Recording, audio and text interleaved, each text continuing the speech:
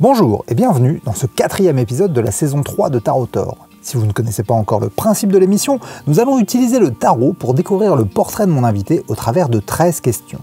Un questionnaire reposant sur le monomythe de Joseph Campbell, une structure narrative ayant inspiré la majorité des blockbusters hollywoodiens et que j'utilise désormais pour vous faire découvrir mes invités. Pour chacune de mes questions, l'interviewé tirera une carte du tarot au hasard pour l'inspirer et le guider dans sa réponse. L'invité du jour m'a été présenté par Nico Takian, que j'avais reçu en début de saison 3. C'est aussi ce que j'apprécie avec cette émission, de pouvoir faire de nouvelles rencontres et découvrir de nouveaux univers. Je laisse d'ailleurs sans plus tarder mon invité du jour se présenter. Bonjour, donc moi je suis Sarah Kaminski, je suis scénariste pour le cinéma essentiellement, bien que j'écrive aussi de temps en temps pour la télévision. J'ai aussi écrit du théâtre et j'ai écrit un livre. J'espère en écrire un autre, mais pour le moment je travaille essentiellement sur des scénarios de cinéma. Et j'espère bientôt réalisatrice aussi, puisque je travaille à l'écriture d'un film que j'aimerais réaliser l'année prochaine. C'est en 2009 que Sarah publie Adolfo Kaminski, Une vie de faussaire, racontant l'histoire de son père. Puis, elle a travaillé un peu pour la télévision avec la série Le Grand Bazar, une comédie sortie en 2019, avant de se concentrer sur le cinéma et de participer à l'écriture de nombreux films, avec en 2016 la comédie Red Dingue avec Danny Boone, puis en 2017 le film biographique Gauguin, Voyage de Tahiti avec Vincent Cassel, puis en 2018 une autre comédie, La Ch'tite Famille, encore avec Danny Boone, en 2020 le drame Adieu Monsieur Hoffman avec Daniel Auteuil, puis en 2023 la comédie Un Petit Miracle avec Alice Paul et la comédie dramatique La Tresse, adaptée du best-seller de Laetitia Colombani. A noter que nous parlerons peu d'Adolfo Kaminski dans l'interview, même si sa vie a forcément eu un impact sur celle de Sarah. Je vous invite donc à découvrir cet incroyable personnage de faussaire résistant. Les sources ne manquent pas, comme le livre de Sarah évidemment, mais aussi cette courte vidéo de France Culture ou le podcast Le Pudding de Nova que vous trouverez sur Deezer qui vous proposera une interview plus complète.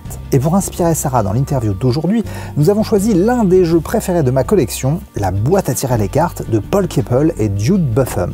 Créé en 2004 et sorti en France en 2008 aux éditions Larousse. Vous vous étonnerez sûrement de me voir aussi enthousiaste pour un jeu mass market, et pourtant il répond à la majorité de mes souhaits pour un bon tarot. On commence avec la cohérence de l'univers. Le jeu fait semblant de reproduire le tarot des femmes au foyer des années 50 et convoque tout cet imaginaire avec beaucoup d'humour et de talent. On retrouve donc tous les poncifs sociaux, mais aussi visuels. Plus qu'un coffret de tarot, la boîte se présente donc comme une boîte de fiches cuisine avec ses petits onglets pour séparer les différents types de cartes, mais aussi ce petit livret très fourni donnant des interprétations à la fois drôles et intelligentes. Plus que vous distraire, ce tarot pourra vous en apprendre autant, si ce n'est plus, sur vous-même que nombreux autres. Graphiquement, l'esthétique collage nous plonge efficacement dans son univers et délivre ses idées avec pertinence. J'apprécie tout particulièrement les bords colorés permettant de distinguer efficacement les types de cartes. Les cartes ne sont pas très épaisses et il n'y a pas de fioritures de type doré ou vernis sélectif, mais le jeu pouvait à l'époque être trouvé pour 12,90 €, ce qui en faisait une affaire absolue. Si l'univers vous parle et que vous tombez dessus au bon prix, n'hésitez pas, c'est un tarot de référence. Et maintenant, voyons ce que la boîte à tirer les cartes va nous dévoiler de l'histoire de Sarah. Question 1. Le monde ordinaire. Quelles sont tes origines ? Alors, première carte, c'est 6 de coupe. Avec une jeune femme très bien coiffée qui boit des cocktails roses. Et il y en a 6. C'est très très appétissant. La famille des coupes est associée à l'émotionnel. Le chiffre 6, quant à lui, symbolise l'harmonie. Le 6 de coupe est une carte qui envoie à l'innocence, à l'enfance idéalisée et la bienveillance.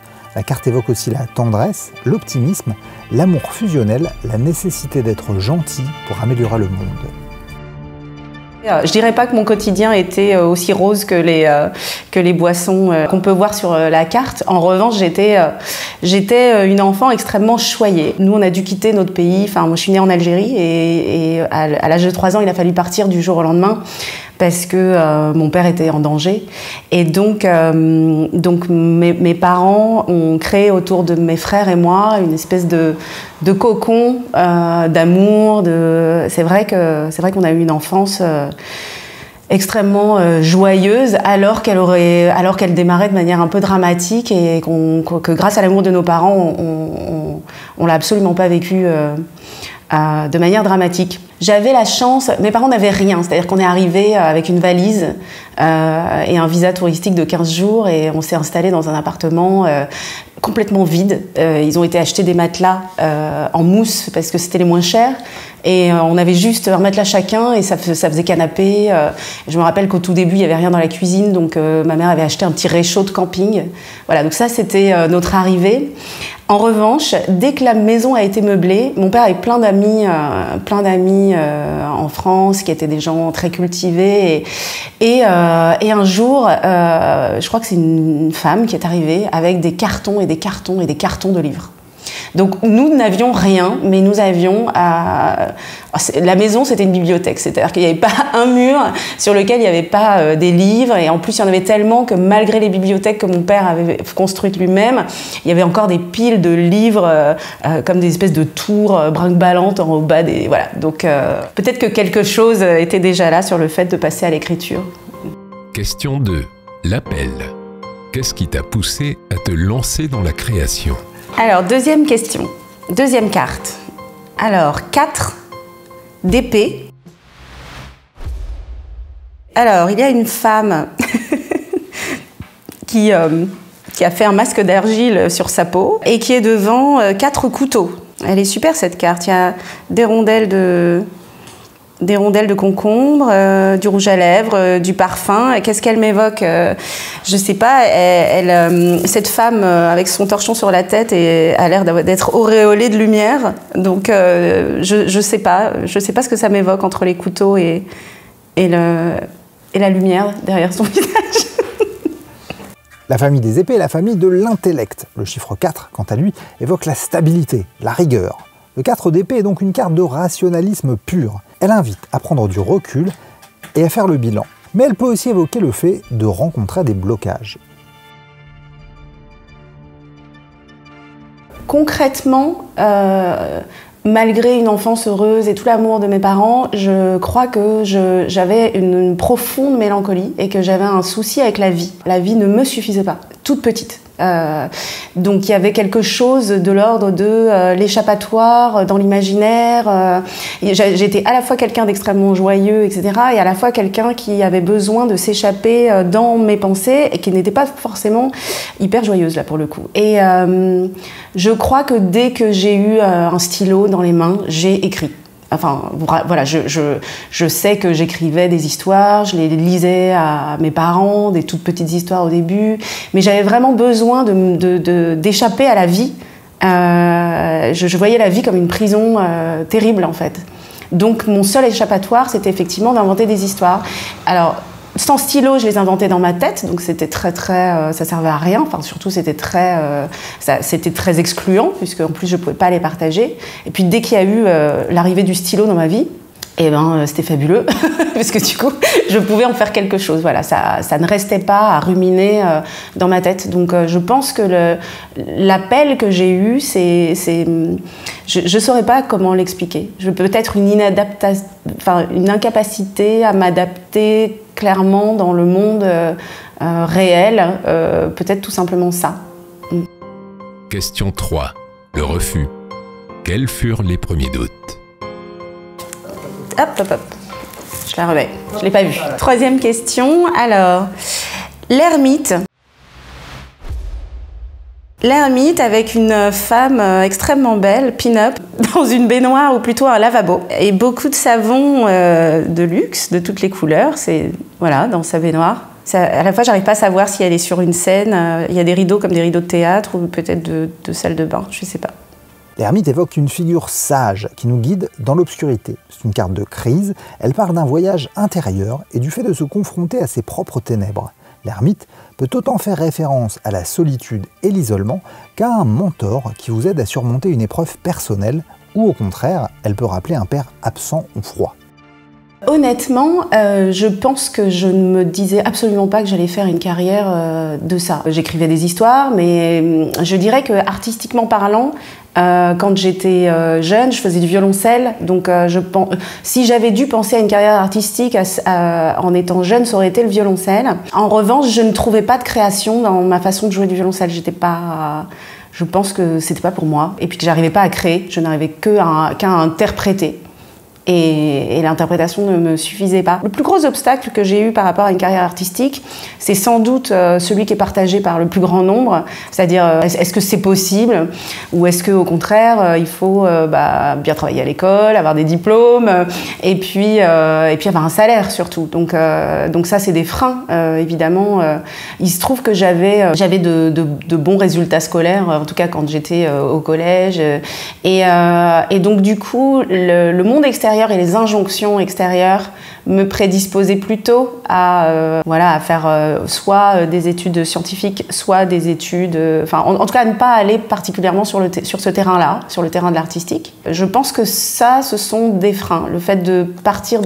le côté un peu inconnu, pas très rassurant du métier d'artiste, et puis surtout artiste pour faire quoi? Au départ, on n'a pas d'autres projets que... Comment rendre rentable son œuvre? Est-ce que d'ailleurs ça doit l'être? Pendant longtemps, moi je savais que j'aimais l'artistique et que j'allais faire de l'artistique, mais je pensais que je ferais les deux. Et d'ailleurs, c'est ce que j'ai fait pendant tout un moment de ma vie, c'est-à-dire avoir un travail, entre guillemets, salarié, et puis faire de l'artistique à côté. Voilà. Question 4. Le mentor. Est-ce que quelqu'un t'a guidé pour te lancer? Alors, 4e question. L'empereur, oula! Il a une sacrée moustache, celui-là. Ok, c'est une boîte de champignons de Paris assemblée avec plein d'autres boîtes. Et puis, voilà, il a l'air de commander, cet empereur. L'empereur est sûrement la carte qui représente le mieux le patriarcat ou le capitalisme. C'est l'incarnation de l'autorité paternelle. Une carte qui évoque la stabilité, la structure et la rigueur. Elle symbolise volontiers l'administration et la finance et toute forme d'autorité impersonnelle. Malgré son aspect rigide rebutant, c'est aussi une carte structurante qui peut être un appel à la raison et inviter à écouter sa tête plutôt que son cœur. Alors, je pense que j'ai absolument manqué de mentor et que j'en souffrais énormément. Pour remettre les choses dans leur contexte, moi je suis née en 79. Être une femme artiste, ça existait, il y en avait, mais en fait, ce qui était valorisé, c'était les muses. Et les muses sont passives. Et donc du coup, j'étais extrêmement malheureuse de ne pas pouvoir me reconnaître. J'admirais plein d'actrices et tout ça, mais je souffrais de ne pas avoir de modèle féminin forte. Du coup, j'avais des modèles masculins, mais je voyais bien que c'était pas non plus des vrais modèles pour moi. J'ai beaucoup souffert de ne pas avoir de mentor. J'ai eu, en revanche, évidemment plein de gens que j'admirais énormément, mais je n'arrivais pas à voir comment moi je pouvais devenir ça, puisque c'était soit des personnes qui n'étaient pas de mon sexe. J'espère qu'aujourd'hui, les jeunes filles, les jeunes femmes voient autour d'elles, devant elles, des femmes inspirantes. J'ai l'impression que c'est le cas, qu'elles sont aujourd'hui mises en valeur. Mais c'était une autre époque. C'était une autre époque. Après, bien sûr, alors on parle de l'empereur, on dit une figure paternelle. J'ai un père qui est une figure à laquelle je me suis beaucoup accrochée. Il n'est pas particulièrement représentatif du patriarcat, pour le coup. C'est plutôt l'inverse, c'est-à-dire que c'était un homme qui est assez féminin en fait, et puis surtout dont toute la vie a été d'aider les autres, a été de faire les choses pour les autres. Il a eu une vie assez sacrificielle. J'avais cette chance-là d'être dans une famille où je crois que mon père voulait être un artiste, ma mère aussi, et quelque part nos ambitions artistiques ont été très respectées, encouragées. Et je pense qu'ils ont su, ils avaient très peur pour nous évidemment pour plein de choses, mais je pense qu'ils ont su ne pas nous le montrer et encourager nos désirs artistiques, quoi. Question 5. Le passage du seuil. Quel a été pour toi le point de non-retour? 5e carte. Oh là, le diable. Le diable représenté d'une manière très amusante, c'est-à-dire que ce sont des jambes surmontées d'un gâteau au chocolat avec des petites cornes de diable, une cigarette, un cocktail, le vice. Bon. Mais elle est sympa cette carte en même temps, elle donne envie. Le diable parle de nos désirs et de la façon dont nous y sommes enchaînés. La carte fait à la fois référence au monde matériel qui nous possède et à l'inconscient, cette flamme sauvage de la créativité qui brûle dans nos ténèbres intérieures. C'est une carte qui peut faire peur, mais qui invite justement à ne pas se laisser dominer par ses émotions. Alors, il faut savoir que moi, j'avais dans ma jeunesse envie de tout faire. C'est-à-dire que et c'est pour ça que je dis que la vie ne me suffisait pas, c'est-à-dire que j'avais envie de faire tellement de choses que j'étais quelqu'un et je faisais tellement de choses, c'est-à-dire que j'étais à la fois une espèce de boule d'énergie et je faisais tout et tout en même temps. Je vais donner un exemple.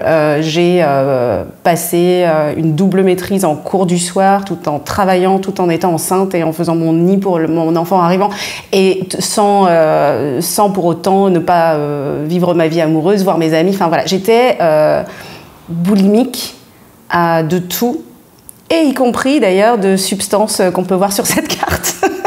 Donc j'avais un rapport très addictif aux choses, c'était jamais assez, il fallait toujours plus. On aurait pu dire que mes débuts étaient fouillis. C'est assez compliqué quand on me dit « mais alors, quel est ton parcours ?» C'est vraiment la question la pire qu'on puisse me poser, parce que je ne sais pas par quel bout prendre le truc, tellement ça allait dans tous les sens. Et effectivement, j'ai eu un fils assez tôt, qui finalement, je ne peux pas le dire autrement que de dire qu'il m'a mise au monde une deuxième fois. C'est-à-dire que finalement, je ne pouvais plus m'éparpiller, j'avais la responsabilité de quelqu'un, et il a fallu faire des choix. Et chose que j'étais absolument incapable de faire avant la naissance de mon fils quand j'avais 23 ans. Donc à 23 ans, j'ai appris qu'il fallait faire des choix.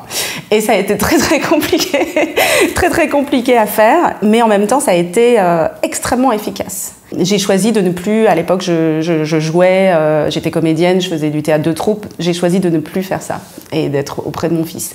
Donc j'ai choisi quelque part de me concentrer aussi sur l'écriture. Mais à l'époque je n'avais pas encore choisi de ne pas arrêter d'avoir un travail salarié, puisqu'il fallait bien, surtout avec un bébé arrivant, il fallait bien payer son loyer, et puis, etc. Donc j'ai déjà fait un premier passage de choix. Le choix drastique que j'ai fait quelques années plus tard, ça a été de décider de cesser toute activité salariée. C'est-à-dire que ce qui se passait, c'est que j'avais une activité salariée, toujours quand même dans le domaine de la culture, etc. Et puis après, je prenais des missions qui duraient 6 mois, 9 mois, 1 an. Puis après ça, je me disais, ok, bon ben là, je travaille plus, donc vite, j'écris un scénario. Enfin, et sauf qu'à un moment, j'avais plus d'argent, il fallait retourner travailler, donc je laissais le scénario de côté, ou alors sinon donc il y avait quelque chose qui n'avançait pas dans ma carrière artistique. J'avais quand même réussi à aller au bout de l'écriture du livre que j'ai écrit sur mon père, et ça a été un déclencheur. Je me suis dit, ok, j'ai réussi à aller au bout d'une chose. Ça m'a pris des années parce que ça a été interrompu en permanence, et cette fois, je ne veux plus être interrompue c'est vraiment ça que je veux faire. Et par contre, j'ai pas de filet. J'ai pas d'économie, j'ai rien, quoi. Donc, il faut que ça marche. Voilà, sinon, c'est foutu. Et j'ai fait quelque chose de totalement suicidaire. C'est-à-dire qu'à l'époque, j'avais l'habitude de travailler parce qu'on faisait appel à moi, donc avec un certain réseau, etc. C'est que j'ai contacté toutes les personnes de ce réseau professionnel pour dire que j'arrêtais de manière définitive. C'est-à-dire que plus jamais personne n'allait m'appeler pour faire ça. Donc, j'ai fait une espèce de suicide. Mais il fallait que ça marche, voilà. Il fallait que ça marche. Question 6. Les gardiens du seuil. Quelles ont été les premières épreuves à traverser pour t'accomplir dans ta carrière ? La lune. Après le diable, la lune, ça a l'air de faire du bien, parce que il y a une belle endormie, comme dans les contes de fées, sur un matelas hyper moelleux. Je veux le même matelas. Avec une lune bienveillante aux yeux rieurs, et même une crème de soin pour la nuit, quoi. Là, c'est le pied. La lune évoque la puissance réceptive féminine. On a longtemps pu croire que le cycle menstruel était lié au cycle lunaire. C'est une carte d'intuition et de mystère qui invite à réfléchir différemment, à se connecter au monde ou à ses rêves pour trouver une nouvelle voie. C'est aussi une carte aux aspects sombres qui peut évoquer les cauchemars et la folie. Enfin, cette carte peut aussi tout simplement faire référence à la mère du consultant. J'ai toujours été extrêmement surprise, touchée, désarmée par le fait qu'on ait répondu à mes questions. Je me rappelle quand je voulais écrire des scénarios, mais bon, j'avais pas particulièrement fait d'école pour le faire, et j'allais dans des festivals de courts-métrages, je rencontrais des gens, et j'ai commencé à faire lire. J'ai un scénario que j'ai écrit qui a été presque mon école, c'est-à-dire que je l'ai écrit pendant des années et j'ai essayé de l'améliorer, etc. Mais pour l'améliorer, encore faut-il savoir s'il marche et pourquoi il marche pas. Et donc du coup, je me rappelle que ce scénario, je l'ai fait lire à des gens qui ne me connaissaient pas, que j'avais soit croisé à un festival. Et ces personnes m'ont toujours répondu pourquoi le scénario ne marchait pas, ont toujours pris le temps. Ça, c'est vraiment quelque chose qui m'a stupéfaite et c'est quelque chose que je fais. C'est-à-dire que si une jeune personne a besoin de cette aide-là, je le ferai et je le ferai toujours. Ça m'a vraiment stupéfaite. Donc oui, j'ai eu des aides. Après, j'ai eu je ne parlerai pas de rivalité, en l'occurrence. Moi, je travaillais dans le cinéma, j'arrivais comme scénariste de cinéma. Je pense qu'il y avait à l'époque peu de femmes. En tout cas, j'en ai pas rencontré. Enfin, tout court. Mais alors, j'aurais presque préféré qu'il y ait de la rivalité et qu'il y ait plus de femmes. Parce que ce qui se passait, c'est que Alors, est-ce que c'est parce que je suis métisse? Est-ce que c'est parce que... mais en tout cas, je fais plus jeune que mon âge. Et puis je suis une femme. Donc en fait, ce que j'ai reçu quand même, par contre, très vite, c'est quand même beaucoup de condescendance. Beaucoup d'obstacles liés à mon physique. C'est-à-dire que j'étais souvent reléguée à... qu'est-ce qu'une fille comme moi peut avoir à dire en fait. Donc ça c'est très énervant, mais surtout ça brise quand même beaucoup de choses. Et donc il y a même eu un moment où en fait je me suis dit peut-être que je ne dois pas me montrer. Donc mon meilleur allié, ça a été de faire que les gens lisent ce que j'écrive sans me voir. Et ça a été tellement... c'est très bizarre de dire ça. C'est-à-dire que c'est très bizarre de dire en fait je veux pas qu'on me voie, je vais envoyer quelque chose, ce sera que les mots. Mais je me rappelle de plusieurs anecdotes. Il y a eu un scénario qui m'a permis de me faire connaître beaucoup dans le monde du cinéma, parce que sans doute il était bien, mais j'ai jamais réussi à le monter, mais c'est pas grave. En tout cas, j'ai rencontré plein de gens liés à ce scénario. Et je me rappelle de plusieurs choses. C'est une fois, je vais à un rendez-vous pour parler de ce scénario. Et en fait, il y a eu deux exemples. Une fois, on me dit, donc je commence à parler du scénario, et puis on me dit,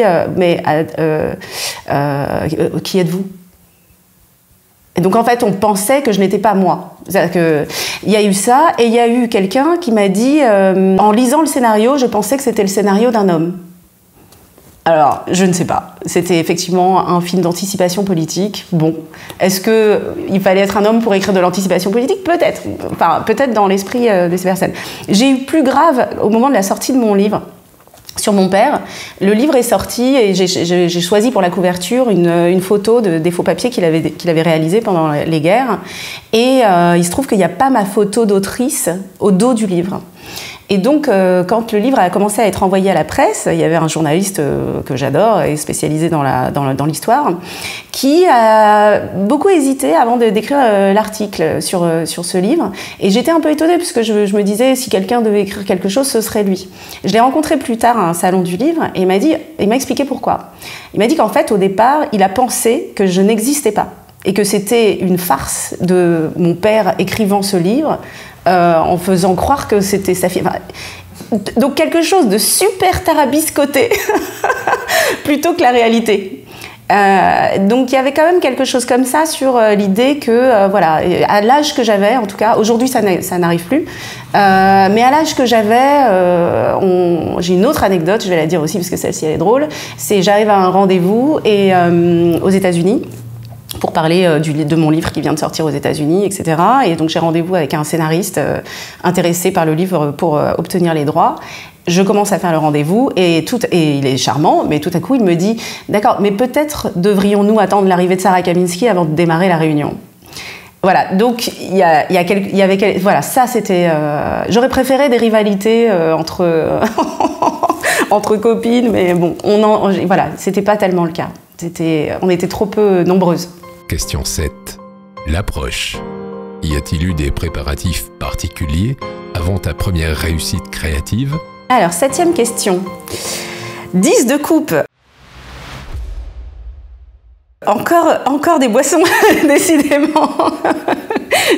Il est trop tôt pour boire un cocktail, mais franchement, du coup, elle donne envie, ces cartes. Donc, 10 de coupe, une carte joyeuse, festive. Le 10 est un chiffre de transition. Le 10 de coupe est une carte d'accomplissement. L'amour irradie. Vous allez trouver votre place et être connecté au monde. C'est peut-être le moment idéal pour créer votre foyer. J'ai passé 6 ans, entrecoupés de plein de moments où je travaillais avec un travail salarié, mais j'ai passé 6 ans à écrire l'histoire de mon père. J'avais pas du tout envie d'écrire de la littérature, moi. Je voulais écrire des scénarios, j'ai toujours voulu écrire en images, j'étais passionnée de cinéma. Et en fait, mon père avait 77 ans quand mon fils est né, et bien sûr, il fallait que son histoire soit racontée, parce que avant qu'il décède, et surtout, il y avait un devoir testimonial à faire. Qui nécessitait d'être fait maintenant. Et donc normalement j'aurais dû à cet âge-là être dans la création de ma carrière, c'est-à-dire ma carrière de scénariste, etc., que j'ai mise de côté pour faire ce devoir testimonial, en pensant que quand je l'aurais fait, je pourrais retourner à ce que je voulais faire. Et je l'avais vu quand même à l'époque, je le voyais de manière un peu sacrificielle. Et en réalité, ce sacrifice a été le moteur de tout le reste. C'est-à-dire que d'une part, j'avais montré que j'avais pu aller au bout de quelque chose, donc à moi et à d'autres. D'autre part, le livre a eu du succès, donc il permettait justement de montrer mon écriture sans que j'aie à me montrer moi. Ça, c'était formidable. Ça faisait c'était mieux qu'un CV, en fait. Donc, oui, on peut considérer que ça, je l'ai vécu comme un sacrifice, mais qu'en réalité, sans ça, je ne sais pas si j'aurais pu avoir la carrière que j'ai eue par la suite. Notamment, comme après, j'ai fait du cinéma de plein de genres différents, mais j'ai fait des énormes comédies populaires qui, en France, on aime bien mettre les gens dans des cases. C'est-à-dire que le fait d'avoir écrit ce livre, qui est politique, qui est historique, etc., m'a permis aussi de ne jamais être dans une case. Ce qui aurait été mon pire cauchemar. C'est-à-dire que moi, j'aime tous les genres d'histoires. J'ai envie d'écrire des thrillers, j'ai envie d'écrire des comédies, j'ai envie d'écrire des films de science-fiction, etc. Et donc, du coup, d'une certaine manière, passer par ce sacrifice-là et l'avoir fait avant, fait que je n'ai plus jamais eu à me battre pour expliquer qui j'étais. Question 8. L'épreuve suprême. Quelle a été la première épreuve qui aurait pu tout te faire abandonner? Alors, 8e carte. Le roi de bâton. Alors là, j'adore ces cartes. Il est avachi sur son canapé, là, sur son fauteuil, avec sa couronne, et il tient des tuyaux, plein de tuyaux avec du matériel ménager. Ah, il a une clé. Une clé à molette, non, c'est pas vraiment des balais, une fourche, ok, fait de la tuyauterie, le roi de bâton. La famille des bâtons est celle de la passion, de l'énergie. Le roi est la figure de la maîtrise. Le roi de bâton est donc celui qui domine son énergie pour s'accomplir. Le roi de bâton ne se laisse pas arrêter par les obstacles, il les surmonte pour s'épanouir. C'est un entrepreneur qui mettra tout en œuvre pour accomplir ses désirs. Ce qui aurait pu me faire tout abandonner, c'est après mon suicide professionnel, là où je me suis dit maintenant je ne fais plus que de l'écriture. Je me suis rendu compte que j'ai été extrêmement optimiste et donc suicidaire. C'est-à-dire que j'ai pensé que les choses allaient arriver vite. Parce que moi, je vais vite, parce que j'écrivais vite, parce que je voulais tellement que les choses aillent vite, mais en fait, c'est pas du tout le temps du cinéma. Et ce qui s'est passé, c'est qu'à un moment donné, j'avais plus du tout d'argent, un enfant petit. Là, ça a vraiment été très, très, très, très compliqué. C'est très compliqué. Dans ces cas-là, qu'est-ce qu'on fait? Et est-ce que c'est pas complètement, justement, suicidaire d'essayer de continuer? Est-ce qu'il faut pas raison garder? Et en fait, le paradoxe, c'est que mon fils, qui aurait dû me faire aller vers des choix de raison, a toujours eu l'effet inverse sur moi. C'est-à-dire que dès qu'il est arrivé, je me suis dit, les risques, il faut les prendre maintenant. Parce que si je ne les prends pas, un jour, je devrais lui expliquer et lui apprendre le renoncement. J'avais vraiment peur d'être cette mère-là. Donc du coup, j'ai pris tous ces risques. Mais voilà, donc il y a eu ce moment-là où je me suis dit j'aurais peut-être dû renoncer. Et puis finalement, j'ai signé un contrat, puis un autre, et puis surtout, et là ça me fait penser à cette carte roi de bâton. Je sais pas pourquoi, on a commencé à faire appel à moi. Je pense qu'il y a quelque chose que je sais très très bien faire, c'est la structure. Donc effectivement, quand je vois le roi de bâton, et je dis tout le temps que je suis une mécanicienne du scénario. Et donc j'ai commencé à être appelée pour réparer des scripts. En tant que script doctor. Donc j'arrivais pas à vendre mes scénarios, mais par contre, on me confiait des scénarios dont la structure ne marchait pas, et moi j'avais une mallette à outils et je réparais. Donc j'étais un peu moins confortablement installée dans mon fauteuil. Mais j'ai effectivement, tout à coup, et je me rappelle d'une fois où quelqu'un m'a rencontrée, il m'a dit « Ah, c'est vous la reine de la structure ». Voilà, et là je me suis dit, ok, bon, au moins j'ai trouvé un moyen, tout en écrivant, de gagner ma vie et d'être reconnue pour ce que je fais. Question 9. La récompense. Qu'est-ce que t'a apporté ta première grande victoire? Ah, mais je l'ai pas déjà eu? C'est possible? Ah non. Ah non, non, non, pas du tout. Non, non, non, je l'ai pas eu. Mais c'est encore... c'est un 4 de coupe. Encore un cocktail. Mais alors celui-ci, alors la carte quand même est un peu différente. C'est-à-dire que là, les verres sont vides. Beaucoup moins sympa cette carte. Les verres sont vides et dans celui qu'on offre à cette femme, il y a une épée. Qu'est-ce que c'est que ce 4 de coupe? Le 4 de coupe évoque le besoin de répit. C'est le calme avant la tempête. La nécessité d'une pause pour se recentrer et prendre du recul avant de se lancer dans l'aventure. C'est aussi le début de sentiments plus posés et moins fougueux sur lesquels on peut construire un avenir. Ce que ça m'a apporté, c'est un peu de répit, de me dire ok, je suis quelque part. Comme je disais tout à l'heure, j'ai eu quand même, avant l'arrivée de mon fils, j'allais dans tous les sens, je faisais beaucoup de choses et puis après j'ai essayé de me concentrer sur quelque chose et là tout à coup, ça a été, ce qui a été dur, c'est d'attendre les effets de ces sacrifices-là. C'est-à-dire que quand on fait plein de choses à la fois, on a des récompenses tout le temps. Des petites, des grandes. Quand on choisit un chemin, là tout à coup, on est face au temps, on est face à... Enfin, j'ai dû apprendre la patience. En fait, écrire pour le cinéma, c'est un travail d'endurance, absolument pas de sprint. Et donc du coup, le fait, après un long chemin comme ça, le fait de voir accompli, concrétiser quelque chose, ça fait un bien fou. C'est-à-dire que la plupart du temps, moi je travaille sur des choses qui n'existeront pas, qui n'existeront jamais autrement que dans ma tête et sur ce que j'écris, parce que les films ne vont pas se monter, etc.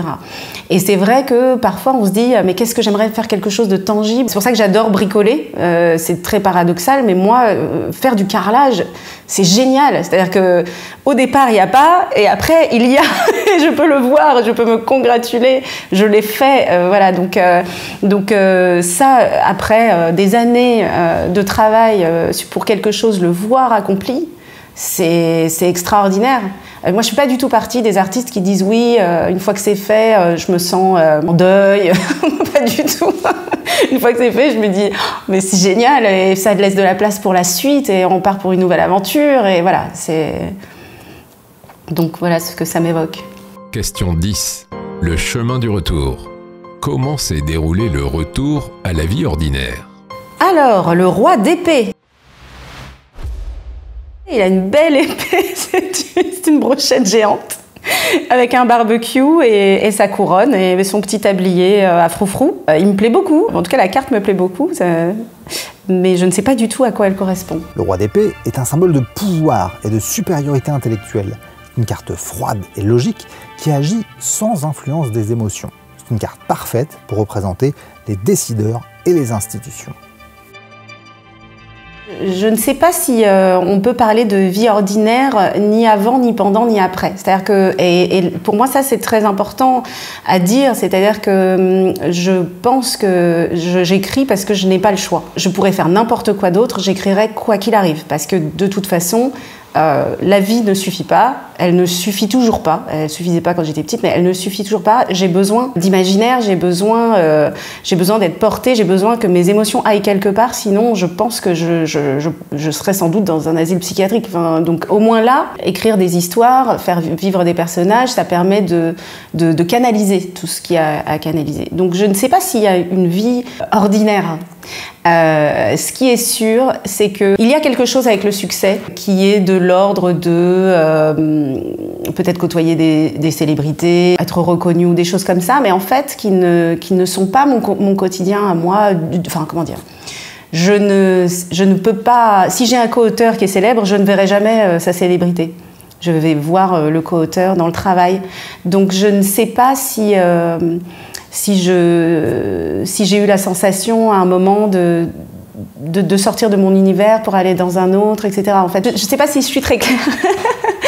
Je n'ai pas de retour à la vie ordinaire, puisque la vie, pour moi, c'est quand même de passer énormément de temps avec des personnages inventés, quoi qu'il arrive. Que je présente mon travail dans le réel ou pas, alors souvent, l'autre chose, c'est aussi une chose de timing, c'est qu'en général, quand un film sort, là par exemple, il y a un film que j'ai coécrit qui sort la semaine prochaine, moi, ça fait 2 ans que j'ai fini de l'écrire.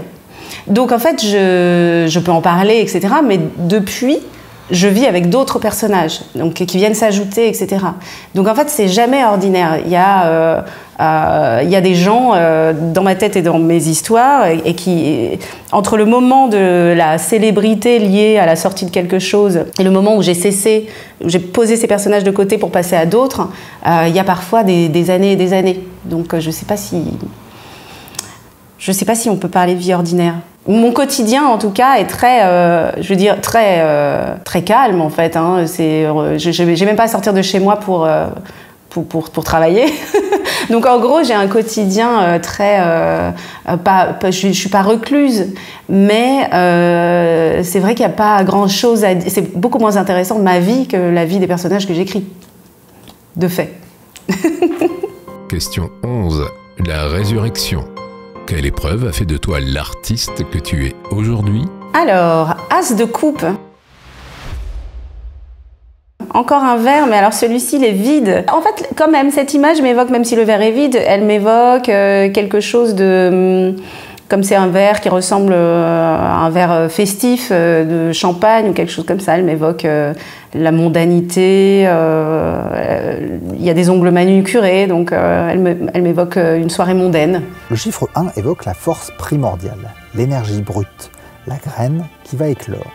L'As de coupe parle d'un amour naissant, d'une ouverture aux sentiments, d'un potentiel émotionnel en éclosion.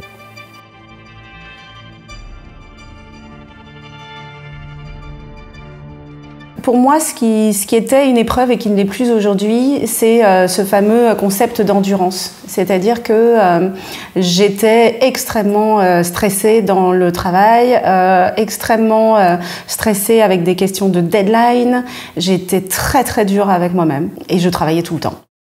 Le fait à un moment d'accepter, enfin d'être peut-être plus sympa avec moi, d'accepter de prendre du temps aussi pour autre chose que le travail, d'accepter qu'en fait, de toute façon, que j'ai beau essayer de sprinter, ça n'accélérera pas le temps de création des films. Je pense que ça a été assez fondateur pour moi. Et là, j'ai eu, je reviens sur une carte un peu antérieure, mais j'ai eu une espèce de mentor. C'est que j'ai un ami qui est scénariste depuis beaucoup plus longtemps que moi, qui a écrit un livre formidable qui s'appelle « Comment réussir son scénario sans rater sa vie ». Et donc ce livre est un bijou. Je le propose à tout le monde, je l'offre, je l'ai tellement offert, je pense que je l'ai acheté en au moins 100 exemplaires. C'est pas un livre justement de technique scénaristique, puisque en fait ça, il y en a plein, et puis c'est très très barbant, et c'est pas parce qu'on connaît ces techniques qu'on va faire un bon scénario, etc. Là c'est vraiment au contraire, le titre, il y a tout dans le titre. Comment réussir son scénario sans rater sa vie. Et ce livre-là, ça a été une révélation pour moi. C'est écrit par un père, enfin un de mes pères, c'est écrit par mon ami, et puis ses conseils sont fabuleux. Parce que, effectivement, pour pouvoir écrire des histoires, il faut vivre, ou au moins être observateur de ce qu'est la vie. Il faut aussi remettre les choses à leur juste place. Dans les priorités de la vie, etc. Donc, et grâce à ce livre, au tout départ grâce à ce livre, et puis grâce peut-être à la maturité, je travaille paradoxalement donc beaucoup mieux. Je ne sais pas si ça va plus vite, moins vite, etc. Mais beaucoup mieux, beaucoup plus sereinement. Les choses sont beaucoup plus logiques. Et puis j'ai plus peur. J'ai plus peur du vide. Question 12. Le retour avec l'élixir. Qu'est-ce que tu ressens le besoin de transmettre de tes épreuves dans ton œuvre? Alors, 12e carte, encore des coupes, décidément. Donc c'est un 3 de coupe. C'est une image d'un bébé. Que fait ce bébé en lévitation au-dessus d'une coupe dans laquelle sont versés les contenus de 2 autres coupes. Le 3 est le chiffre de la créativité et de la fertilité. Le 3 de coupe est une carte de réjouissance. Elle symbolise les retrouvailles entre amis, les projets communs, un premier grand amour, un temps de bien-être et de guérison. J'ai appris évidemment tout durant ce parcours. Tout ce que je suis, je l'ai appris durant tout ce parcours. Il y a des choses que j'aime transmettre de manière générale. Enfin, je ne sais plus qui disait qu'on écrit toujours la même chose. Même quand c'est très différent, même quand c'est pas le même genre, même quand c'est pas la même histoire. En fait, il y a quelque part quelque chose qu'on écrit toujours. Il y a dans les comédies que j'écris énormément de tendresse. C'est un fait, c'est-à-dire qu'il y a des comédies que je ne saurais pas écrire. Je peux être extrêmement piquante, cynique dans un film politique, historique, etc. Dans la comédie, moi, il y a de la tendresse. Donc, qu'est-ce qu'il en ressort? Qu'est-ce que j'ai appris? Peut-être des choses sur moi-même, que en fait, je suis quelqu'un de très tendre et joyeuse aussi, etc. Il y a aussi toujours, souvent en tout cas, des questions... d'accepter l'autre. Voilà, il y a des thématiques qui reviennent, en fait, des thématiques avec de l'humanité, en fait. Donc voilà. Après, moi, qu'est-ce que j'aimerais transmettre? Qu'est-ce que je pourrais transmettre? J'essaye de transmettre, dès que je peux, j'essaye de transmettre. Je vois des lycéens, je vois des étudiants, j'essaye de transmettre des conseils pour que la création ne soit pas trop de souffrance, parce que même si on le fait quoi qu'il arrive, ça veut pas... Enfin voilà, c'est paradoxal, mais on n'a pas le choix, ça nous fait du bien, mais ça ne fait pas que du bien. Ce qui est très très dur, c'est de devoir... En fait, on n'écrit pas un scénario, on réécrit un scénario. On le réécrit et à n'en plus pouvoir. Donc, et c'est vrai que ce qu'on aime, c'est écrire, c'est pas réécrire. Mais en même temps, pour ces moments de réécrire... Aujourd'hui, j'aime réécrire. Je suis plus attachée au chemin qu'au résultat. C'est un fait, c'est-à-dire que je garde des scénarios que j'ai écrits ou d'autres créations, je garde surtout tout ce travail souvent fait en commun. J'aime bien travailler avec un co-scénariste, une co-scénariste. Donc ce que je garde, c'est les années passées à essayer de créer le meilleur personnage possible, à se raconter pourquoi ce personnage va faire ça, etc. Je garde tous ces moments de joie et l'œuvre est autre chose. Mais au final, ce que j'ai découvert, c'est que j'aimais toutes ces étapes de travail plus que leurs résultats, finalement. Question 13. Le prestige. Qu'est-ce que tu aimerais ajouter pour finir? Alors, le 5 de bâton. Avec une dame avec plein de plumeaux et des super des trucs électroménagers. Donc oui, c'est un peu comme dans le roi de bâton, il y a aussi ce côté où ça partait dans tous les sens. C'est Shiva, quoi. Shiva avec toutes ses mains, voilà, tous ses plumeaux. La famille des bâtons est celle de la passion, de l'énergie. Le chiffre 5 est celui du changement et des crises. Le 5 de bâton est une carte de conflit. Elle évoque les défis à relever pour s'accomplir, la rivalité avec les autres, mais aussi la tentation ou les tourments intérieurs.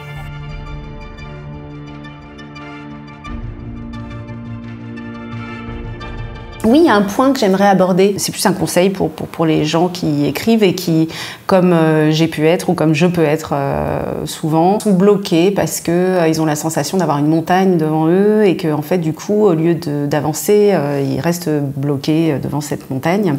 Moi, j'ai trouvé une solution qui marche aussi bien dans le scénario que dans les choses à faire dans la vie. Parce que parfois, on est aussi face à une montagne dans la vie à surmonter et on ne sait pas comment la surmonter. C'est très paralysant et j'ai été souvent, moi, paralysée par ça. Alors ma technique, elle est très très simple, elle est de découper les tâches en le plus grand nombre possible, des tâches les plus petites possibles et de se congratuler à mort à chaque victoire. Mais une victoire, ça peut être juste d'avoir allumé son ordinateur le matin. C'est-à-dire que moi, je peux intérieurement me faire la danse du ventre à moi-même, une danse de claquettes pour me congratuler d'avoir fait cet acte qui est d'avoir ouvert l'ordinateur.